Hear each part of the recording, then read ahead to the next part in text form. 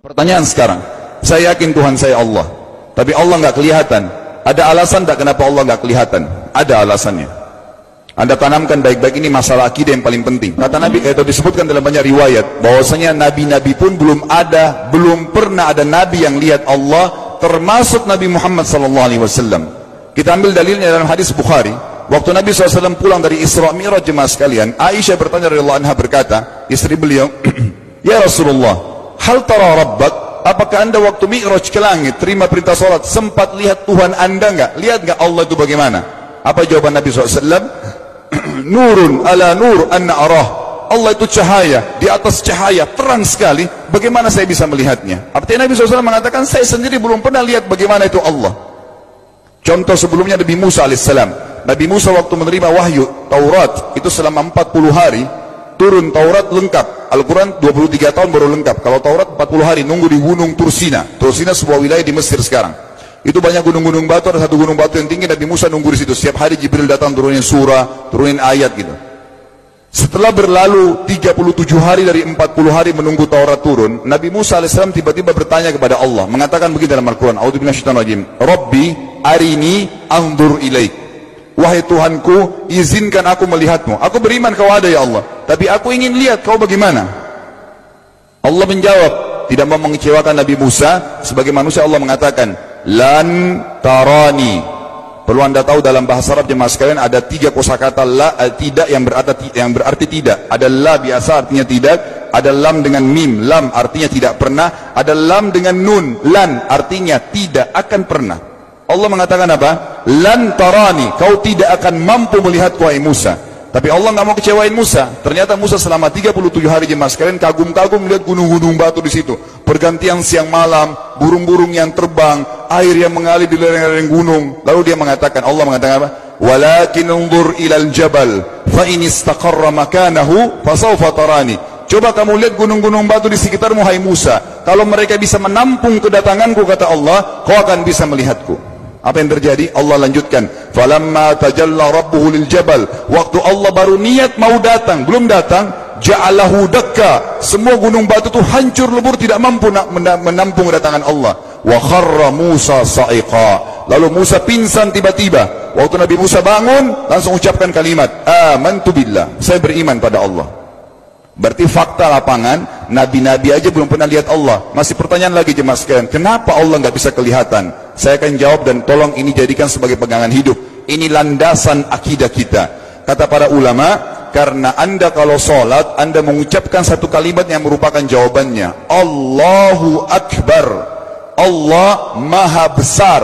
Akbar adalah siga mubalaghah dalam Islam. Sesuatu yang melampaui batas, Maha Besar. Kita terangkan. Kata Nabi SAW, perumpamaan bumi yang kalian tinggali ini dibanding dengan langit pertama di atas kepala kalian, ada 7 lapis langit. Allah mengatakan, sab'an shidada, 7 lapis langit yang kokoh. Alladzi khalaqa sab'a samawatin tibaqa, yang menciptakan langit tibaqa bersusun, 1, 2, 3, 4, 5, 6, 7. Allah di atas langit ke-7. Kata Nabi SAW, perumpamaan bumi yang kalian tinggalin dibanding dengan langit pertama di atas kepala kalian, ibaratnya seperti cincin yang dibuang di padang pasir.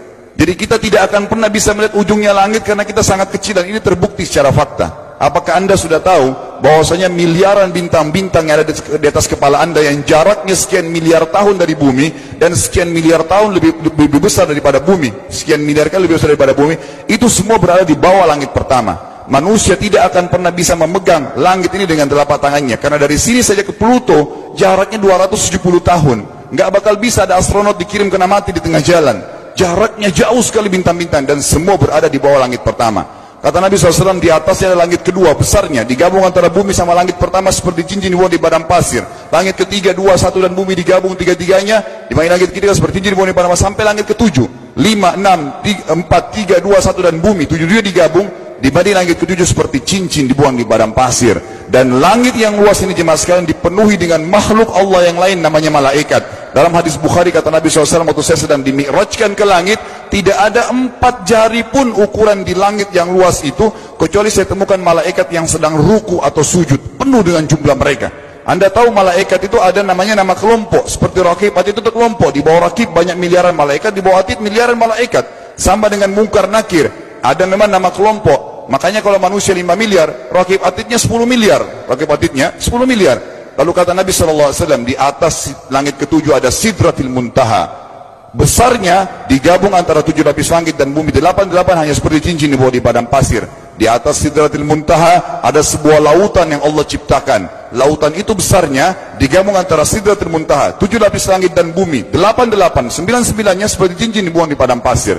Makanya kalau anda baca Quran, anda baca ayat wa kana arsyu 'alal ma', singgasana Allah di atas air. Ini maknanya, air adalah ada lautan. Lalu kata Nabi SAW, arsy-nya Allah di atas lautan itu singgasananya Allah. Besarnya digabung antara lautan, Sidratul Muntaha, 7 lapis langit dan bumi. 10-10-nya hanya seperti cincin dibuang di padang pasir. Anda sudah hafal ayat kursi? Apa artinya? Ayat tanda-tanda kebesaran Allah. Kursi itu artinya bukan tempat duduk, tapi tempat pijakan kaki raja di singgasana. Kalau raja inginnya singgasananya dipijakan kaki, itu namanya kursi. Kita baca apa? Wasi'a kursiyuhu as-samawati wal ard. Pijakan kakinya Allah saja sudah menutupi seluruh langit dan bumi ini.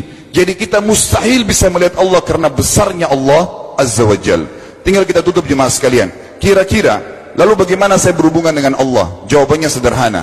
Anda lingkari namanya Allah, ini Tuhan kita. Yang menyembah selain Allah kafir, yang mempartisipasikan Allah dengan makhluknya, masih sembah berhala, kuburan, jimat, namanya syirik. Dua-dua nggak boleh.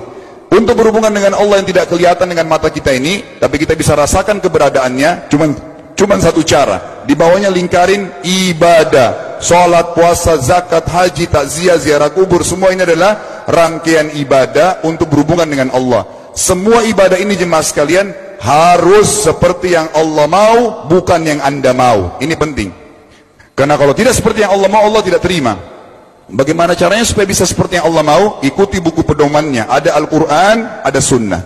Yang beribadah keluar dari 2 pedoman wahyu ini tidak akan diterima oleh Allah. Seperti Anda kalau kerja di perusahaan, pimpinan perusahaan kasih peraturan, Senin pakai baju kuning, Selasa baju hijau, Rabu pakai baju hitam. Datang jam 7, keluar jam 5 sore. Ternyata Anda tidak. Hari Senin Anda pakai baju yang hari Rabu, datangnya jam 9, keluar jam 2 siang. Dikeluarkan oleh pimpinan atasannya. Itu baru peraturan manusia.